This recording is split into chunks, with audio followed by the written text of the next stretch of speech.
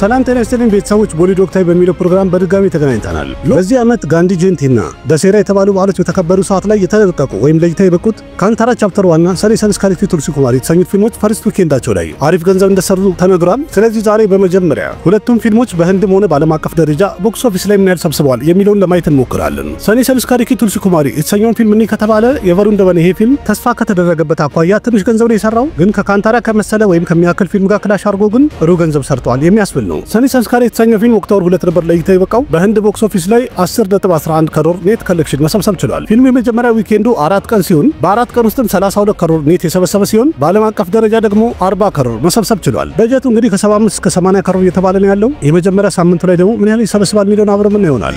किसी का काबू मोहब्बत पे नहीं है किसी का काबू पकचिकपक ከሰኔ ሰንስካሪ ጋር አብሮ ለእይታ የበቃው ካንታራ ቻፕተር 1 የተሰኘው ፊልም ሂንዲ ቦክስ ኦፊስ ላይ የመጀመሪያ ቀን 18.50 ከሮር በማስገባት የጀመረ ሲሆን በአጠቃላይ በሙሉ ህንድ ደግሞ 62 ከሮር መሰብሰብ ችሏል። እንግዲህ በአጠቃላይ በ4 ቀን ዊኬንድ ውስጥ በሂንዲ 75 ከሮር እንደሰበሰበ የተነገረ ሲሆን በሁሉም ቋንቋ ደግሞ በሙሉ ህንድ 220 ከሮር ኔት መሰብሰብ ችሏል። ፊልሙም በዓለም አቀፍ ደረጃ በ4 ቀኑ 300 ከሮር ማለፍ ችሏል።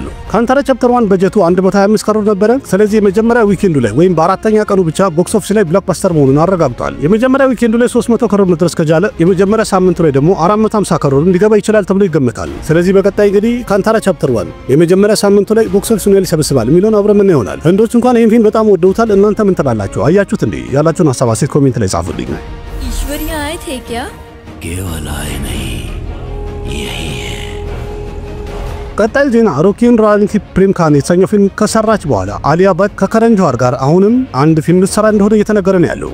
የወጡ መረጃዎችን እንደሚያሳዩት ከሆነ ከረን ጆሃር በቀጣይ ዳይሬክት የሚያደርገውን ፊልም እያዘጋጀ ነው ያለው። በዛ ፊልም ላይም አሊያ ባትን ማሳተፍ ወይም ማስተዋወን ፈልጓል። ሮኪን ራኒኪ ፕሬም ካን የተሰኘው ፊልም በሚሰራ ሰዓት ላይ ከረን ጆሃር ከአሊያ ባት ጋር ረንቪር ሲንግ አብራት እንዲተውን አድርጎ ነበረ። በዚህ ፊልም ላይም አሊያ ባት ምርጥ ትወናን አሳይታ ነበር። አሊያ ባት በአሁኑ ሰዓት ላይ ቦሊውድ ላይ ከላይ ካሉ አክተርሶች መሃል አንዷ ናት እና እንደሚባለው ከሆነ ከረን ጆሃር በቀጣይ ዳይሬክት የሚያደርገው ፊልም ላይ ፊሜል ሊድ ሆና የምትጫወተው አሊያ ባት ነች ተብሏል። አክተሩ ማን ይሆናል የሚለው ነገር እስካሁን ድረስ መረጃ ባይወጣም ግን እንደተባለው ከሆነ ፊልሙ የከረን ጆሃር ከሆነ ወይ ረንቪር ከፑር ወይ ደግሞ ቪኪ ኮሸልን ሊያስተውን ይችላል ተብሎ ይገመታል። ከረን ጆሃር ማለት እንግዲህ በህንድ ሲኒማ ታሪክ ውስጥ እስካሁን ድረስ አንድም ፍሎፕ ፊልም ያልሰራ ዳይሬክተር በመባል ይታወቃል። ጎበዝ ዳይሬክተር ነው፣ ግን ትልቁ ችግሩ የሱ ፊልሞች ረጅም ጊዜ ይፈጃሉ። ያለፈው ፊልሙ ወይም ዳይሬክት ያደረገው ሮኪን ራኒኪ ፕሬም ካን የተሰኘው ፊልም በ2023 ነበር ለእይታ የበቃው። ስለዚህ ቀጣይ ፊልም እስከመቼ ይወጣል የሚለውን ደግሞ እድሜና ጤና ውስጥ አብረን እናያለን።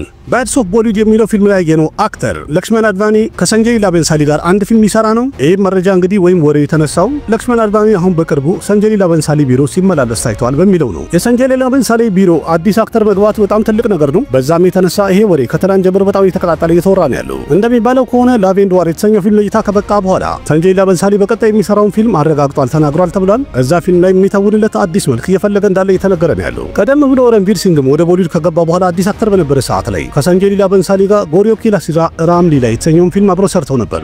እንደሚታወቀው ፊልሙ ቦክስ ኦፊስ ላይ ብሎክባስተር ሆኖ ነበር ያለፈው። ስለዚህ ሰንጀይ ሊላ በንሳሊ ልክ እንደ ረንቪር ሲንግ ምናልባትም አሁንም አዲስ መልክ እየፈለገ ነው ያለው ማለት ነው።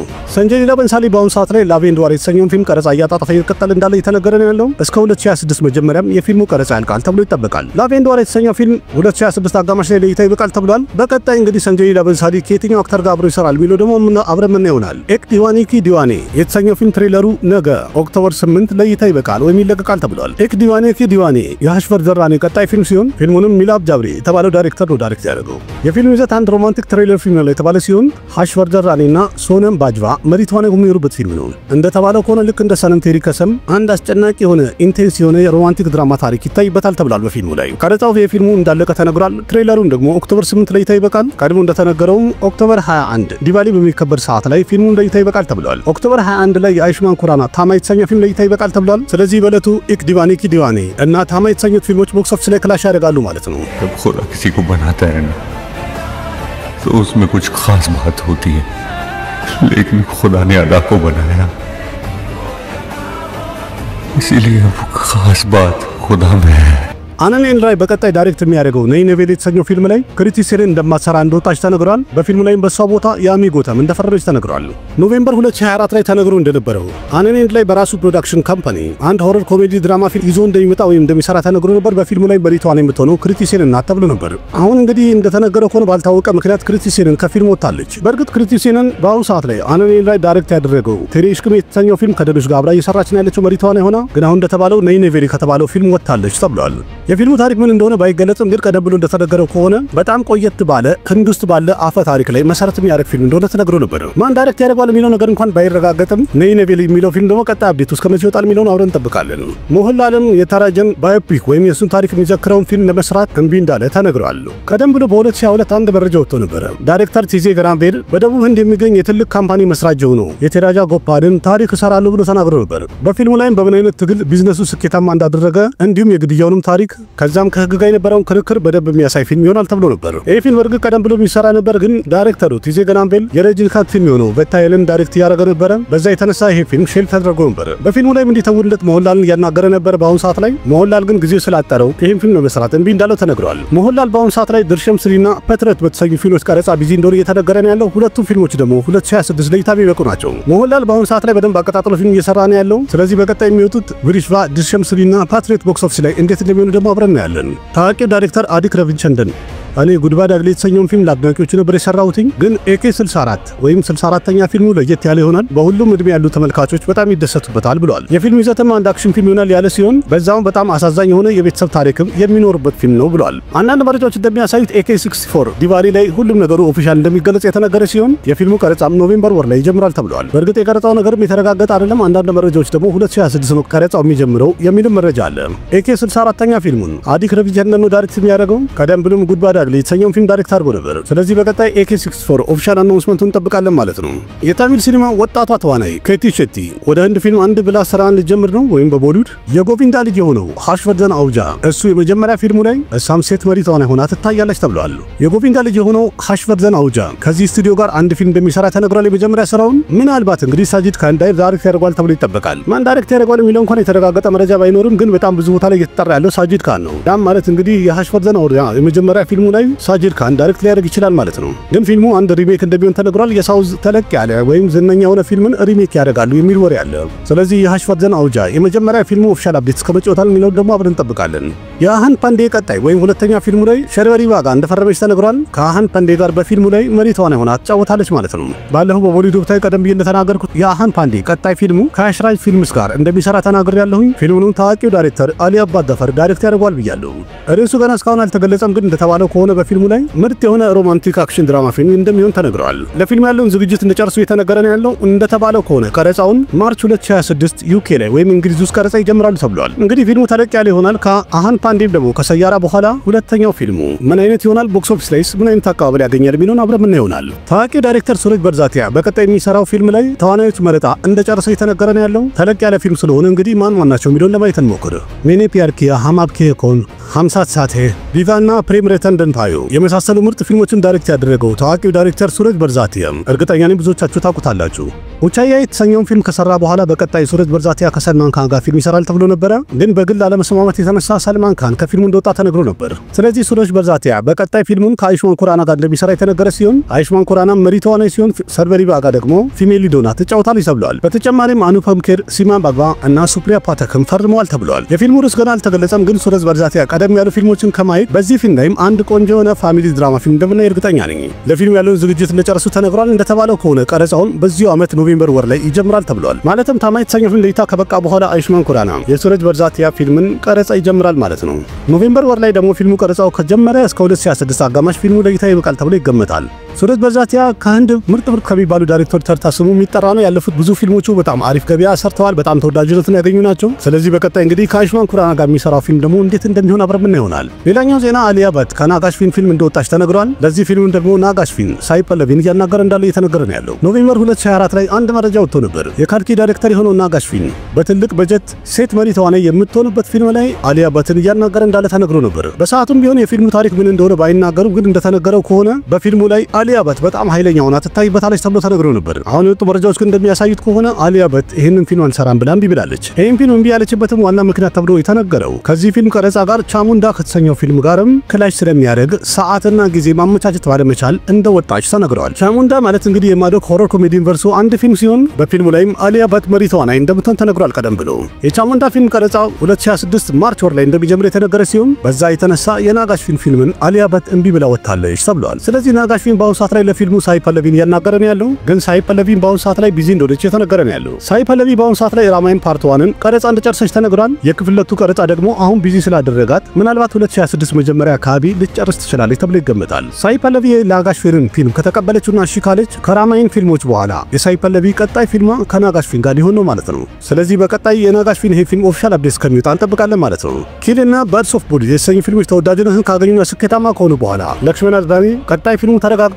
ፊልሙንም አኒሩዳ አየር ዳይሬክት ያደርጓል ተብሏል። አኒሩዳ አየር በ2022 ለእይታ የበቃው አክሽን ይዘት ያለው አን አክሽን ሂሮ የተሰኘውን ፊልም ዳይሬክት አድርጎ ነበረ። ግን ፊልሙ ቦክስ ኦፊስ ላይ ፍሎፕ ሆኖ ነበረ። ስለዚህ አሁን ዳይሬክተሩ በድጋሚ አክሽን ሮማንስ ይዘት ያለው ፊልም አንድ ፊልም እየሰራ ነው ያለው። ለክሽመን አርዳኒ መሪ ተዋናይ ሲሆን ራሻ ታዳኒ ደግሞ መሪ ተዋናይ ትሆናለች ተብሏል በሴት። የፊልሙ ቀረጻ 2026 መጀመሪያ አካባቢ ጀምራል የተባለ ሲሆን ፊልሙም እስከ 2026 መጨረሻ ለእይታ የሚበቃ ነው። ለክሽመን አርዳኒ በአሁኑ ሰዓት ላይ በጣም ፖፑላር ሆኗል። ስለዚህ ቀጣይ ፊልሙ እንዴት እንደሚሆን ደግሞ አብረን ምን ይሆናል። የረሽሚካ መንደና በቀጣይ የሚወጣው ፊልሟ በገርፍሬንድ የተሰኘው ፊልም ይለቀቅበት ቀን ተወስኗል። ገርፍሬንድ አንድ ሮማንቲክ ድራማ ፊልም ሲሆን ራሁል ሰዳሺቭ ዳይሬክት ያደረገው ፊልም ነው። ይሄ እንግዲህ የረሽሚካ መንደና ብቻዋን መሪ ተዋናይ የምትጫወትበት የመጀመሪያ ፊልሟ ነው። በዚህ ፊልም ላይም አንድ የኮሌጅ ተማሪ ሆና ነው የምትተውነው። ቲዘሩ ላይ እንደታየው ከሆነ ሙሉ ለሙሉ ትኩረቱ ረሽሚካ መንደና ላይ ነው። ያም ማለት የፊልሙ ሙሉ ታሪክ በሷ ላይ የሚያጠነጥን ነው ማለት ነው። ስለ ታሪኩ እንደተነገረው ከሆነ በዚህ ፊልም ላይ በጣም ልብ የሚሰብር የፍቅር ታሪክ ይታይበታል ተብሏል።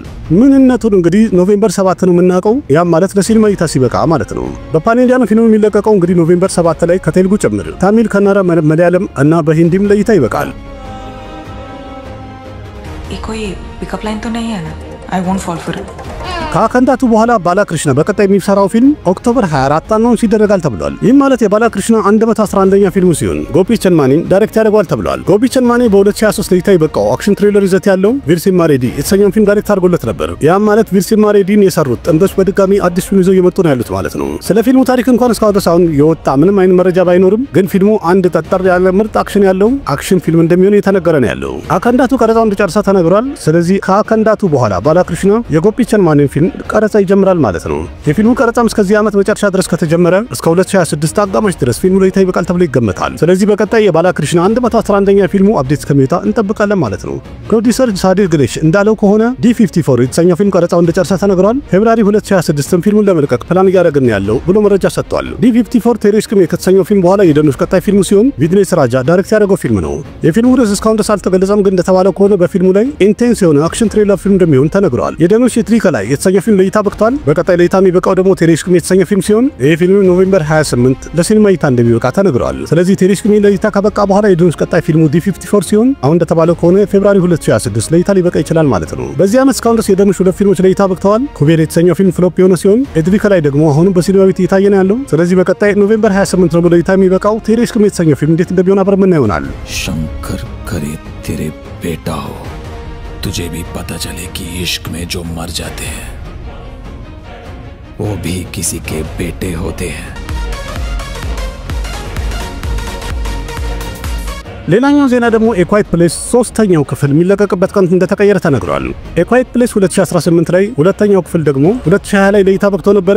ኤኳይት ፕሌስ ዴይ 1 ብሎ ደግሞ 2024 ላይ ለእይታ በቅቶ ነበረ። ሶስቱም ቆንጆ ፊልሞች ነበሩ። ስለዚህ ፓራማውንትን ፒክቸርስ አሁን ሶስተኛውን ክፍል ይዞ እንደሚመጣ የተነገረ ነው ያለው። ይህንንም ፊልም ጆን ክራሲስ ዳይሬክት እንደሚያደርገው ተነግሯል። የፊልሙ ቀረጻ 2026 እንደሚጀምር ተነግሯል። ጁላይ 9 2027 ለእይታ ይበቃል ብሎ ነበረ። አሁን እንደተነገረው ከሆነ ግን ጁላይ 30 2027 ለእይታ ይበቃል ብለዋል። በጣም ለየት ያለና የሚመስጥ ፊልም ነው። ካላያችሁት እንግዲህ ሶስቱንም ክፍል ብታዩት በጣም ትደሰቱበታላችሁ፣ ትረኩበታላችሁ። በተለይ በጣም ሰስፔንስ የሆነ ፊልም ትወዱ ከሆነ ይመቻቸዋል። የፒኪ ብላይንደርስ ቀጣይ ፊልሙ ዘ ኢሞርታል ማን የተሰኘው ፊልም በጣም እየተጠበቀ ለረጅም ጊዜ ምንም አፕዴት አልወጣለትም ነበር። ግን አሁን የፊልሙ አክተር ሲሊን መርፊ እንዳለው ከሆነ ፊልሙ 2026 ላይ ለእይታ ይበቃል ብለዋል። የፊልሙ ቀረጻ እንዳለቀ ተነግሯል። በአሁኑ ሰዓት ላይ ፖስት ፕሮዳክሽን ስራውን አጣጥፎ እየቀጠለ እንዳለም እየተነገረ ነው ያለው። የሚለቀቅበት ቀን እስካሁን ድረስ አልተረጋገጠም። ግን ቀረጻውን ከጨረሰ እንደገና ሲሊን መርፊ ስለ ዓለም 2026 ላይ ለእይታ ይበቃል ማለት ነው። የናይት ኮል ፊልም ዳይሬክተር የሆነው ሚሼል ብልንቻት የፋይናል ዴስቲኔሽን ቀጣይ ፊልሙን ዳይሬክት እንዲያደርግ እንደተመረጠ ተነግሯል። ያም ማለት የፋይናል ዴስቲኔሽን 7ኛውን ፊልም ዳይሬክት ያደርጋል ማለት ነው። የፊልሙ ዝግጅት እንደተጀመረ ተነግሯል። የብለድ ላይን ዳይሬክተር የነበረችው ሎሪ ስኒቲለር ስራ እንደጀመረች ተነግሯል። ፋይናል ዴስቲኔሽን ብለድ ላይን ሜይ ወር ላይ ለእይታ የበቃ ፊልም ነበረ። ፊልሙ በ50 ሚሊዮን ዶላር የተሰራ ሲሆን በዓለም አቀፍ ደረጃ ፊልሙ ቦክስ ኦፊስ ላይ ከ300 ሚሊዮን ዶላር ቦክስ ኦፊስ ላይ እንዳስገባ ተነግሯል። ፊልሙ ስኬታማ ከሆነ በኋላ 7ኛ ፊልም እንደሚሰራ ተናግረው ነበረ። ስለዚህ ፋይናል ዴስቲኔሽን 7ኛው ክፍል አሁን ዝግጅቱ እንደጀመሩ ተነግሯል። ስለዚህ 7ኛውን ክፍል ሚሼን ብለድቻድ ዳይሬክት ያደርገዋል ማለት ነው። የፊልሙ ቀረጻ እስከ 2026 አጋማሽ ድረስ ይጀምራል ስለተባለ ፊልሙ ለእይታ ይበቃ 2027 ነው ማለት ነው። ፋስት ኤንድ ፍሪየስ ቀጣይ ፊልሙን እየጠበቃችሁ ከሆነ እንግዲህ የሚወጣበት ቀን የተረጋገጠ ነገር የለውም። ምክንያቱም ዩኒቨርሳል ስቱዲዮ ውስጥ ያሉ ሰዎች ራሱ እስከ መቼ ፊልሙ እንደሚወጣ እርግጠኛ ሆኖ መናገር አልቻሉም። ግን ቀደም ብሎ ቪን ዲዝል ተናግሮ ነበር 2026 መጀመሪያ አካባቢ የፊልሙ ቀረጻ ይጀምራል ብሎ ነበር። ግን እስካሁን ድረስ ስክሪፕቱ እንዳላለቀ ተነግሯል። ስክሪፕቱ ካላለቀ ደግሞ ቀረጻው እንዴት ይጀምራል? ስለዚህ ዩኒቨርሳል ፒክቸር እስካሁን ድረስ ኦፊሻሊ አላሳወቀም ፊልሙ መቼ እንደሚወጣ። በቀጣይ እንግዲህ እስከ መቼ ይወጣል የሚለውን ደግሞ ከነሱ መረጃ እስከምንሰማ እንጠብቃለን ማለት ነው። ቴጃስ የተጃጀ ተቦለበት ፋንታሲ አክሽን አድቬንቸር ፊልም ነው። ሜዳ የተሰኘው ፊልም በጥራት የሚወጣበት ቀን ኮንፈርም ተደርጓል። ሜዳ የተሰኘው ፊልም ሴፕቴምበር 12 ነበር ለሲኒማ እይታ የበቃው። የፊልሙ በጀት እንደሚታወቀው 60 ከሮር ነበረ። ፊልሙ በዓለም አቀፍ ደረጃ ከ150 ከሮር በላይ መሰብሰብ ችሏል። ቆንጆ ፊልም ነው። ስለዚህ አሁን በጥራት እንደሚወጣ ተነግሯል። ከኦክቶበር 10 ጀምሮ በሁሉም ቋንቋ ለእይታ ስለሚበቃ እናንተም በአማርኛ ታገኙታላችሁ፣ ቦታውንም ታውቁታላችሁ። እናንተስ ሜዳን ቀደም ብላችሁ አይታችሁት ነበር እንዴ? እንዴት አገኛችሁት? ያላችሁን ሐሳብ አስተያየት በኮሜንት ግለጹልኝ። यही है इतिहास, यही है भविष्य, यही है मेरा है। ይህን ይመስላል። ከመቻችሁ አሪፍ ነው። ያላችሁን ሐሳብ አስተያየት ኮሜንት ላይ አስቀምጡ። ቪዲዮ ላይክ አድርጉ፣ ለጓደኞቻችሁ ሼር አድርጉ። ለቤቱ አዲስ ሆናችሁ እንደዚህ ከህንድ ሲኒማ ጋር የተያዙ በጣም ብዙ መረጃዎችን ወሬዎችን እንቀባበላለን። ቤተሰብ ሁኑ። አቅራቢያችሁ ቃሲም መካ ነበር። በሌላ ቪዲዮ በድጋሚ እስከምንገናኝ ደህና ሁኑ። ባይ። እኔ አማርኛ መናገሪያ ይግረማችሁ ይልቅ ይህን ቻናል ሰብስክራይብ ብታደርጉ የበለጠ አዳዲስና ምርጥ ስለምታገኙ ቻናሉን ሰብስክራይብ በማድረግ ቤተሰብ እንድትሆኑ በአክብሮት እንጠይቃለን። ना जाने कैसा एहसास है, बुझती नहीं है क्या प्यास है, क्या नशा इस प्यार का मुझ पे सनम छाने लगा। कोई न जाने क्यों चैन होता है, क्या करूँ कुछ कुछ होता है, क्या करूँ हाय कुछ कुछ होता है।